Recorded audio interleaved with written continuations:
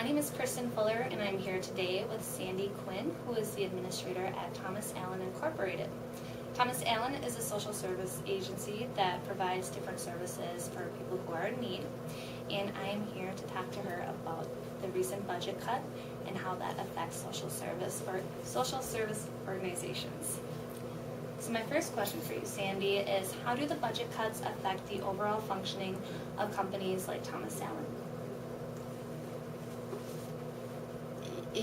Well, as an agency, we've had to take a look at how we can reduce our costs without affecting the clients first off.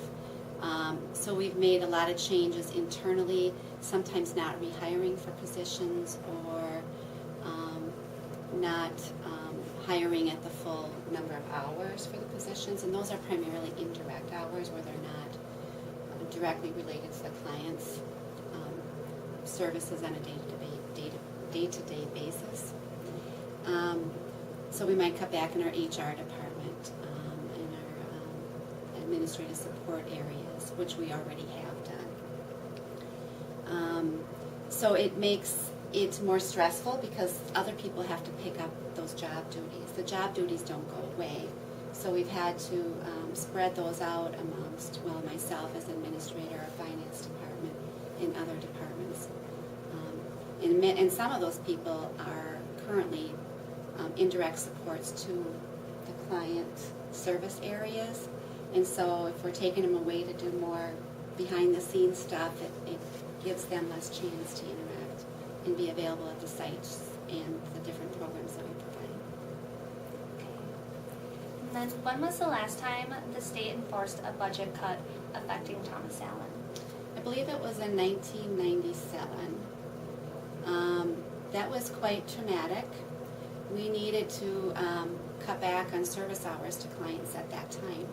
So we took a look at all of our scheduled hours with clients and where can we cut back an hour here or hour there, or several hours here, several there. And we are also looking at health and safety. If it wasn't a health and safety issue, maybe it was more community integration, which is important to many clients too. Let's cut those hours back. The county's really cautioned us and said, we want to see what you're doing before you do it.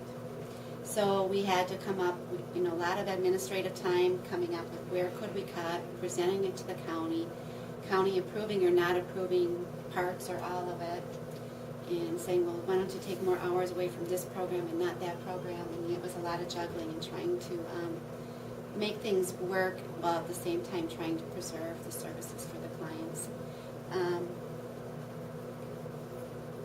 We did not, those hours lost back in 97 have not been added back for the most part. Unless there was a change in client need, then we might have added hours to meet that need, but we have not gained ground from the cuts back in 97. Okay. And then, do the budget cuts affect the services Thomas Allen provides to their clients? Yes, kind of like I just said, if we cut back hours, that means that they have less supports available to them.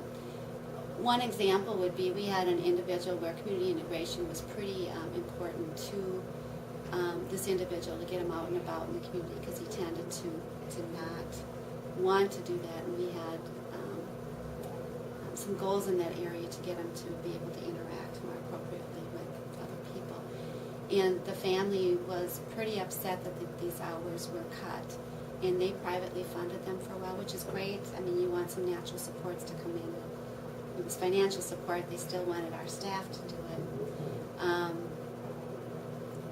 But there was other clients that, had different kind of money or more money or something, so the county thought it was an unfair thing to be doing. So at some point we did add those back in. But yes, definitely it affects the services to the clients, especially those that are on like a per diem basis. The hourly clients, when you cut back the hourly rate, they may still get the same number of hours, but Thomas Allen is getting paid less for that time period. So that doesn't directly affect the clients. Okay. Right, and so What can the general public do to avoid future budget cuts? Talk to your legislatures. Let them know, if you know of a person or have a family member family member or a good friend that is in need of some type of social services, talk to your legislators. Let them know that who that person is, what their needs are, and how important it is that they receive the services that they receive, and what would be the impact should they not receive those services. They're open to emails, they're open to phone calls, letters, stopping by their offices. There's a lot of legislators this year that are very new, so they're just open to be educated as to what the need is out there.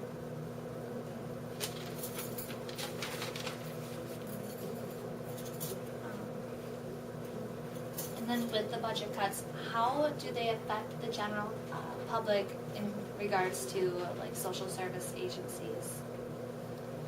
I believe what you mean there is how would the general population right now access services and how available will they be to them.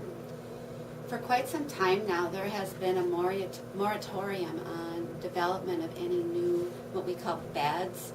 These are, we have homes where we provide services to individuals. There might be 1 to 4 people living in them. We can't develop any more of those homes because each bed is counted as another bed, and so no more beds are being added.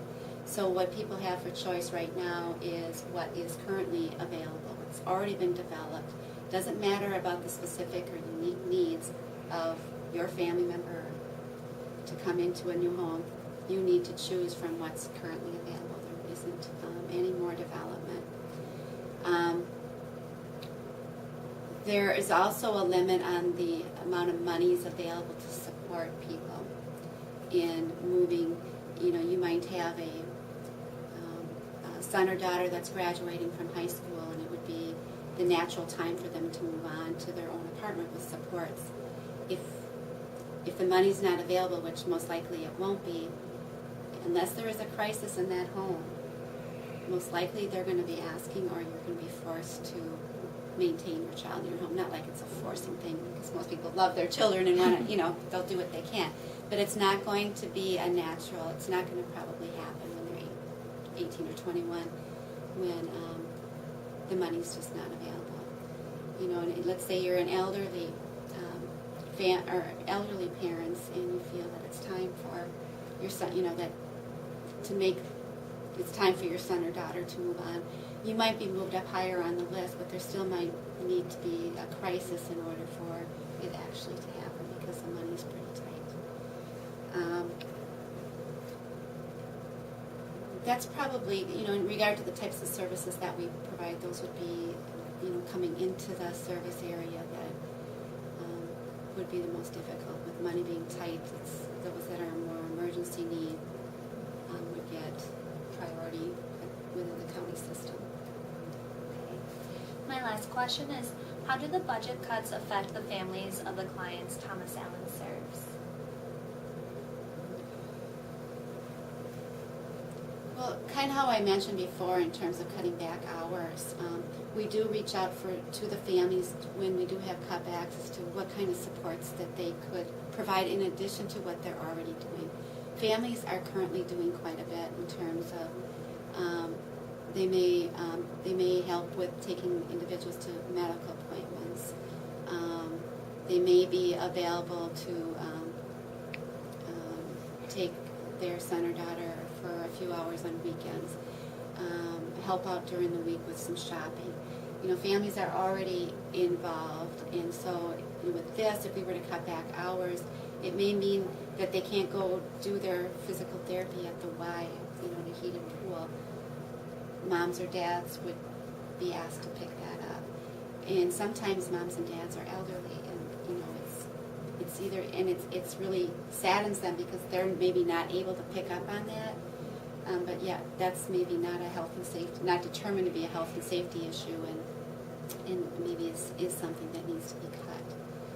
So it's families will help out if and when they can. but at the same time, when they're seeing that hours and supports are being taken away that will have a detrimental or effect on their loved one, it